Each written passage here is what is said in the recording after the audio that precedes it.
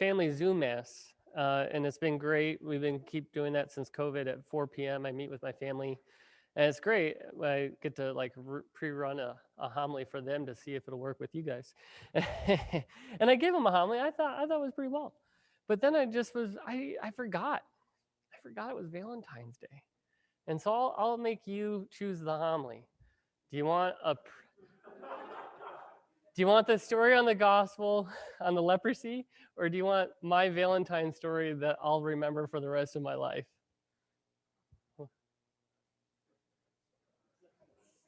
Which one do you want? Okay, raise your hand if you want the leprosy one. Raise your hand if you want the Valentine's one.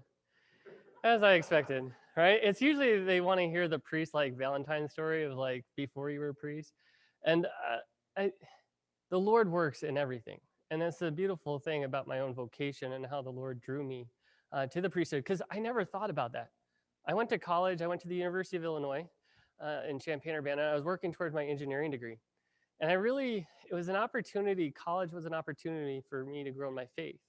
But just behind that, there was actually a girl. Her name was Katie. And Katie was my college sweetheart. We dated for a year and 2 months. She had the ring picked out. We were planning on getting married after college. And I just remember it was coming up to Valentine's Day. And as an engineer, like our class load was crazy. I just remember having 16 credit hours, but I was in class for 24 with all the labs that were required for the degree. And Katie was great because she came up to me and she's like, I know your schedule's crazy. If you just give me a card for Valentine's Day, that's all I ask. I was like, man, I got a good girlfriend, like before I was a priest. Okay, let's just clear that up. We're being recorded, and I'm sure this is going to get back to a bishop or something. But in any case, I just remember, well, leading up to like February, her grandfather wasn't doing well, but suddenly her grandmother passed away. And I remember it was in Ohio. Her family came, picked her up, and took her to the wake and the funeral for her grandmother. And it was heavy because I felt like I should go. But at the same time, I knew I just couldn't miss that class load. I would be too far behind. And so I remember not going, but she came back on that Saturday, Sunday. I think Valentine's Day fell on that Saturday. And I remember when she got back, I got to spend time with her on Friday.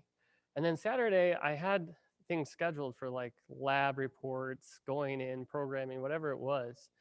And I just canceled it all and spent all day with her.